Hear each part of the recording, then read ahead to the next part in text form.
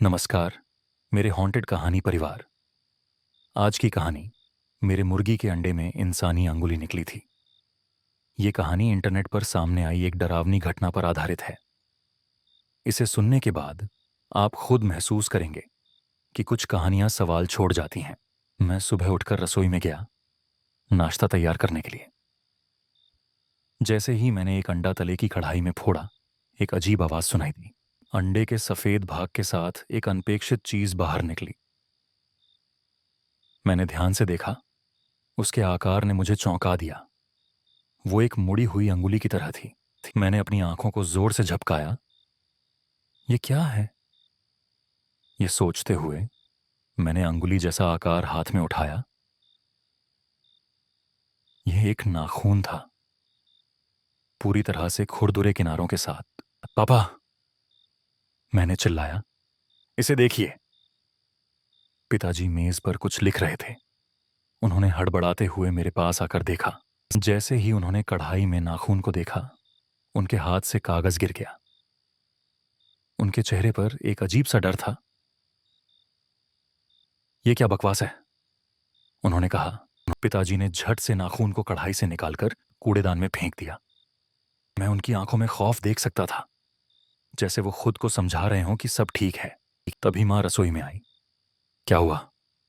ये गंदगी क्यों है? उन्होंने चिंता से पूछा। पिताजी ने मुस्कुराते हुए कहा, कोई छोटी सी रसोई की गलती है। मां ने तुरंत आसपास की खुशबू को सूंघा। धुआं नहीं है तो क्या हुआ? पिताजी ने कहा। मैंने तुरंत संभाल लिया था। मैंने पिताजी की बातों पर गौर किया कि कैसे वो हर परिस्थिति को संभालने की कोशिश करते हैं, लेकिन मेरा मन कहीं ना कहीं असुरक्षित था। मेरे देखते देखते दीवार पर लटका घड़ी का कांटा 7:45 पर रुक गया। अजीब था, क्योंकि मैंने अंडा फोड़ने के लिए सिर्फ 1 मिनट का समय लिया था।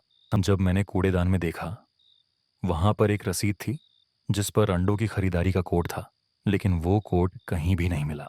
मेरे मन में हलचल थी। मैंने अपने डैश कैम में गाड़ी का रुकने का फ्रेम देखा। वह फ्रेम भी 7:43 पर ही था, लेकिन उस समय हम घर पर नहीं थे। रात को मैंने अपने डायरी में उस अजीब घटना को लिखा। किचन में जो हुआ उसके बारे में सोचता हूं। क्या यह सच में सिर्फ नाखून था? मैंने खुद से सवाल किया कि क्या पिताजी ने सच में सब कुछ संभाला, या वो जानबूझकर कुछ छिपा रहे थे। अचानक मुझे याद आया कि कूड़ेदान में एक पुरानी पुलिस की डायरी थी। मुझे यूं ही देखने का मन हुआ। जब मैंने डायरी खोली, मैंने देखा कि उस पर वही वाक्य पहले से लिखा हुआ था। एक अंगुली का नाखून घर में पाया गया। मेरे मन में सिहरन दौड़ गई। क्या इसका मतलब था कि यह कुछ और था जो समय के साथ आया था? फिर मैंने फोन चेक किया और मुझे एक अनजान नंबर से एक व्हाट्सएप मैसेज मिला। ये नाखून तुम्हारा है। उस रात मेरे सपनों में वो नाखून बार बार आता रहा। अगर आपको ये कहानी पसंद आई हो तो लाइक कीजिए, सब्सक्राइब कीजिए और बेल आइकॉन दबाइए। वाह! कमेंट में अपनी हॉन्टेड कहानी जरूर लिखिए। किसन है।